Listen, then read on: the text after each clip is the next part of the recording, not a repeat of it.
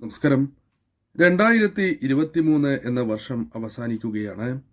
ഈ കഴിഞ്ഞ വർഷത്തിന് ഒരുപാട് നേട്ടങ്ങളുടെയും അതേപോലെ നഷ്ടങ്ങളുടെയും ഓർമ്മകൾ ഉണ്ടാകുന്നതുമാണ്.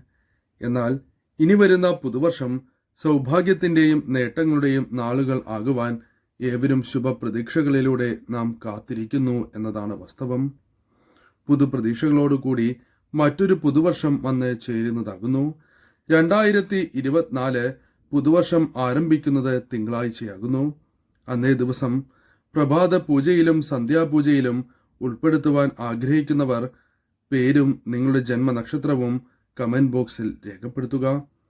ജ്യോതിഷത്തിൽ ഈ ദിവസത്തേക്കാൾ മലയാള മാസ ആരംഭം ചിങ്ങമാസ ആരംഭത്തിനാണ് കൂടുതൽ പ്രാധാന്യം നൽകപ്പെട്ടിരിക്കുന്നത്. എന്നാൽ നാം ഇംഗ്ലീഷ് മാസവും സാധാരണയായി നോക്കുന്നതിനാൽ വർഷാരംഭത്തിന് പ്രാധാന്യം നൽകുന്നതാകുന്നു.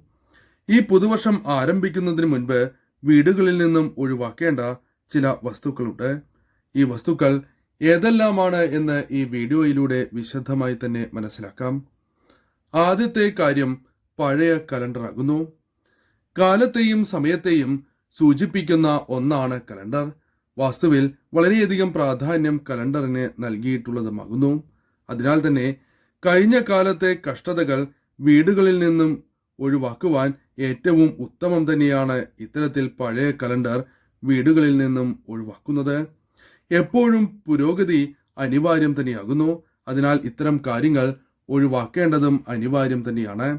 അത്യാവശ്യമായി എന്തെങ്കിലും എഴുതിയ കലണ്ടർ എങ്കിൽ മടക്കി സൂക്ഷിക്കുക. ഒരിക്കലും തൂക്കിയിടാൻ പാടുള്ളതല്ല. ആ കാര്യം പ്രത്യേകം ഓർത്തിരിക്കുക. മറ്റ് കാര്യങ്ങളൊന്നും എഴുതിയിട്ടില്ല എങ്കിൽ അവ ഒഴിവാക്കുക തന്നെ വേണം. അതല്ല എങ്കിൽ മുൻപ് പരാമർശിച്ച രീതിയിൽ ചെയ്യുക. അതേപോലെ തന്നെ നാം ശ്രദ്ധിക്കേണ്ട ഒന്നാണ് കേടായ ചെരുപ്പുകൾ. കേടായ ചെരുപ്പുകൾ വീടുകളിൽ സൂക്ഷിക്കുന്നതിലൂടെ വളരെയധികം ദോഷകരമായ ഫലങ്ങൾ ആ വീടുകളിലേക്ക് വന്നു ചേരും. പ്രധാനമായും ആ വീടുകളെ ബാധിക്കുക ശനിദോഷമാകുന്നു. ശനിദേവനുമായി ബന്ധപ്പെട്ട വളരെ ദോഷകരമായ ഫലങ്ങൾ ആ വീടുകളിലേക്ക് വന്നു ചേരും. അതിനാൽ തന്നെ പ്രധാനമായും ദുരിതങ്ങൾ, ഏതൊരു കാര്യത്തിലും തടസ്സങ്ങൾ, അതിനാൽ മുന്നോട്ട് പോകുവാൻ സാധിക്കാത്ത അവസ്ഥകൾ ആ വീടുകളിലേക്ക് വന്നു ചേരും. അതിനാൽ തന്നെ എത്ര കഠിന പ്രയത്നം തന്നെ നിങ്ങൾ ചെയ്യുകയാണ് എങ്കിലും ഫലം ലഭിക്കാത്ത അവസ്ഥയാണ് ഉണ്ടാവുക. വിശ്രമമില്ലാതെ തൊഴിൽ ചെയ്യേണ്ടതായി വരും. എന്നിരുന്നാലും ഫലം വിചാരിച്ച അത്രയും ലഭിക്കണം എന്നില്ല. അതിനാൽ തന്നെ കേടായ ചെരുപ്പുകൾ വീടുകളിൽ ഉണ്ട് എങ്കിൽ അവ തീർച്ചയായും വീടുകളിൽ നിന്നും ഒഴിവാക്കേണ്ടതാകുന്നു. കേടായ വസ്തുക്കൾ കുട്ടികൾ ഉള്ള വീടുകളിൽ സർവ്വസാധാരണമായി കാണുന്ന ഒന്ന് തന്നെയാണ് പലതരത്തിലുള്ള കേടായ കളിപ്പാട്ടങ്ങൾ, അത്തരത്തിലുള്ള ചില വസ്തുക്കൾ. ഇത്തരത്തിൽ കേടായ കളിപ്പാട്ടങ്ങളും ഉപയോഗശൂന്യമായ മറ്റ് വസ്തുക്കൾ വീടുകളിൽ ഉണ്ട് എങ്കിൽ അവ വീടുകളിൽ നിന്നും ഒഴിവാക്കുക എന്ന കാര്യം തീർച്ചയായും ചെയ്യുക. ഇത്തരത്തിൽ നിങ്ങൾ ചെയ്യുന്നില്ല എങ്കിൽ ആ വീട്ടിൽ സംഭവിക്കുന്നത് നെഗറ്റീവ് ഊർജം വർദ്ധിക്കുന്നതിന് അതൊരു കാരണമായി മാറും. അതിനാൽ തന്നെ ആ വീടുകളിൽ പ്രതീക്ഷിച്ച രീതിയിലുള്ള ഉയർച്ച വന്ന് ചേരണം എന്നില്ല. നെഗറ്റീവ് ഊർജം പ്രവഹിക്കുന്നതിനാൽ ആ വീടുകളിൽ ശരിയായ രീതിയിൽ ചിന്തിച്ച് പ്രവർത്തിക്കുവാൻ സാധിക്കാത്ത അവസ്ഥയാണ് അംഗങ്ങൾക്ക് വന്നു ചേരുക. അതേപോലെ പ്രാധാന്യം നൽകേണ്ട ഒന്നാണ് ഉണങ്ങിയ ചെടികൾ, കേടായ ചെടികൾ. ഇത്തരത്തിലുള്ള കാര്യങ്ങൾ നിങ്ങളുടെ വീടുകളിൽ ഉണ്ട് എങ്കിൽ തീർച്ചയായും അത് വലിയ ദോഷമായി മാറും. മൂദേവി അല്ലെങ്കിൽ ലക്ഷ്മി ദേവി ആ വീടുകളിൽ വസിക്കുന്നതിന് കാരണമായി മാറും. അതിനാൽ ഒരിക്കലും ഇത്തരം വസ്തുക്കൾ വീടുകളിൽ വയ്ക്കുവാൻ പാടുള്ളതല്ല. അഥവാ ഇത്തരം കാര്യങ്ങൾ വീടുകളിൽ നിന്നും ഒഴിവാക്കേണ്ടതാകുന്നു. പൊട്ടിയ ചെടിച്ചട്ടിക്കും ഇത്തരത്തിലുള്ള ഫലങ്ങൾ തന്നെയാണ് വന്നു ചേരുന്നത്. അതിനാൽ തന്നെ ഇത്തരത്തിൽ പൊട്ടിയ ചെടിച്ചട്ടിയും വീടുകളിൽ നിന്നും ഒഴിവാക്കേണ്ടത് അനിവാര്യം തന്നെയാകുന്നു. മറ്റൊരു കാര്യം വിഗ്രഹങ്ങൾ, ചിത്രങ്ങളാകുന്നു. അത് ദേവതാ ചിത്രം തന്നെ ആകണം എന്നില്ല. മറ്റു ചിത്രങ്ങളും ഇത്തരത്തിൽ കേടുപാടുകൾ സംഭവിച്ചിട്ടുണ്ട് എങ്കിൽ അവ പ്രധാനമായും വീടുകളിൽ നിന്നും ഒഴിവാക്കുക. പൂജാമുറിയിൽ നിന്നും നാം മാറ്റുന്ന ചിത്രങ്ങൾ, കേടായ വിഗ്രഹങ്ങൾ എന്നിവ അടുത്തുള്ള ക്ഷേത്രത്തിൽ സമർപ്പിക്കുക. അല്ലെങ്കിൽ പുഴയിൽ ഒഴുക്കി കളയുകയോ ചെയ്യാവുന്നതാകുന്നു. ഇങ്ങനെ ചെയ്യുകയാണ് എങ്കിൽ അത് ശുഭകരമായി ഭവിക്കും. കാരണം ഇത്തരത്തിൽ പൊട്ടിയ കാര്യങ്ങൾ, ചിത്രങ്ങൾ വീടുകളിൽ വയ്ക്കുന്നത് ദോഷകരമാകുന്നു. അതേപോലെ തന്നെ ഉണങ്ങിയ ഇല, പൂക്കൾ എന്നിവയും വീടുകളിൽ പലരും അറിയാതെയെങ്കിലും വയ്ക്കുന്നതാകുന്നു. ഇത്തരത്തിലുള്ള കാര്യങ്ങളും വീടുകളിൽ നിന്നും നാം ഒഴിവാക്കേണ്ടതാകുന്നു. മറ്റൊരു കാര്യം കണ്ണാടിയുമായി ബന്ധപ്പെട്ടാണ്. പൊട്ടിയ കണ്ണാടി പലരും വീടുകളിൽ സൂക്ഷിക്കുന്നതാകുന്നു. ഇത്തരത്തിൽ സൂക്ഷിക്കുന്നതിലൂടെ ചില പ്രശ്നങ്ങൾ ആ വീടുകളിൽ വന്നു ചേരും.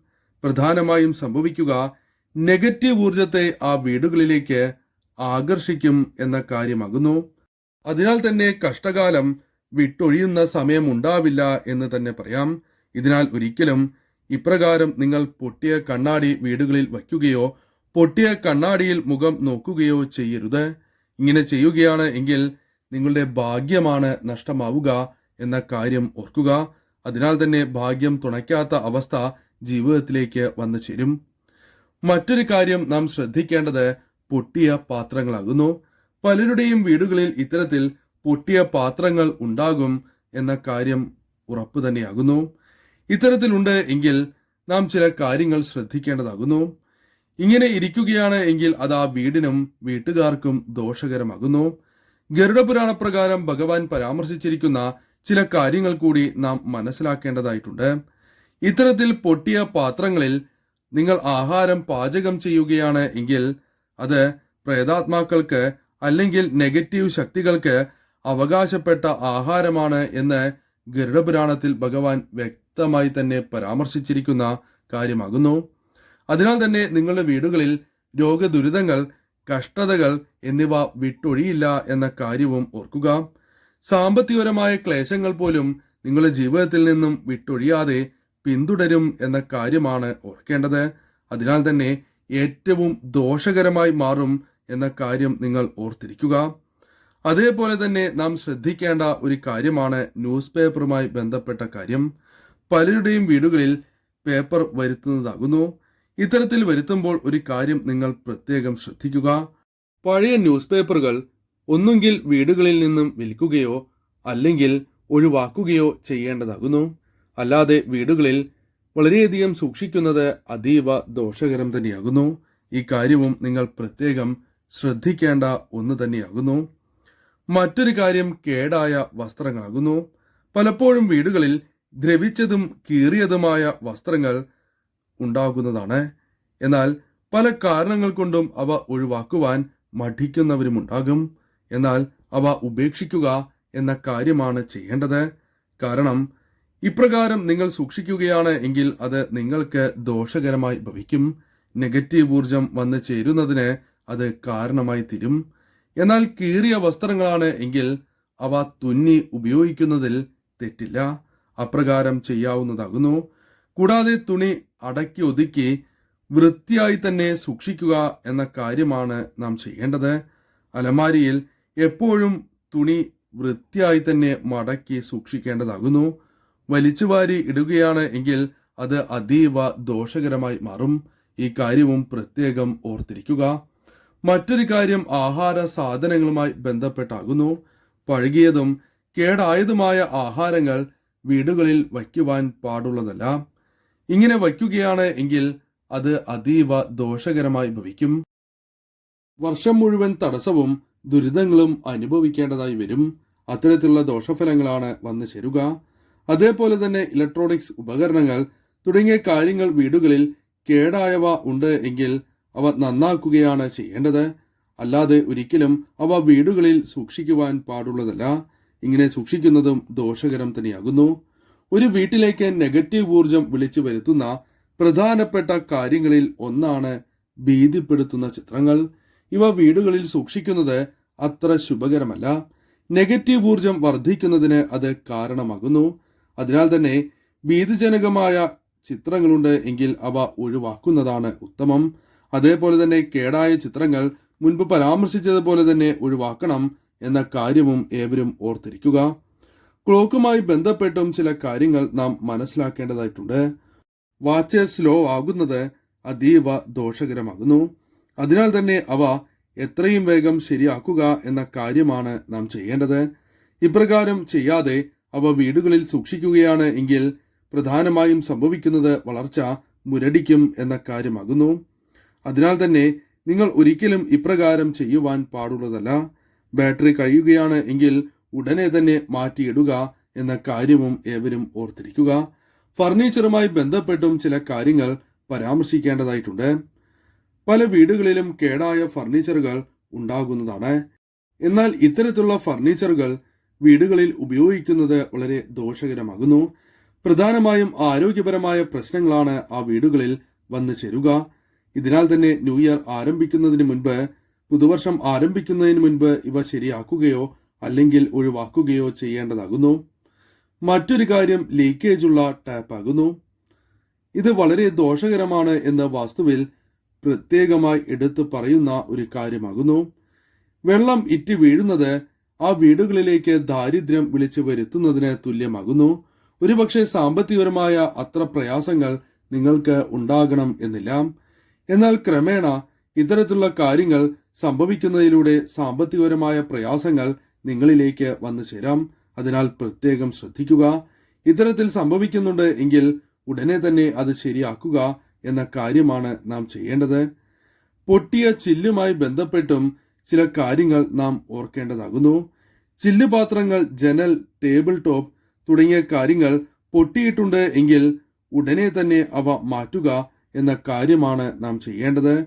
ഇപ്രകാരം ചെയ്യുന്നില്ല എങ്കിൽ ആ വീടുകളിൽ നെഗറ്റീവ് ഊർജം വർദ്ധിക്കുന്നതിനും അതേപോലെ തന്നെ കലഹം വർദ്ധിക്കുന്നതിനും കാരണമായി മാറും എന്ന കാര്യവും ഓർത്തിരിക്കേണ്ടതാകുന്നു.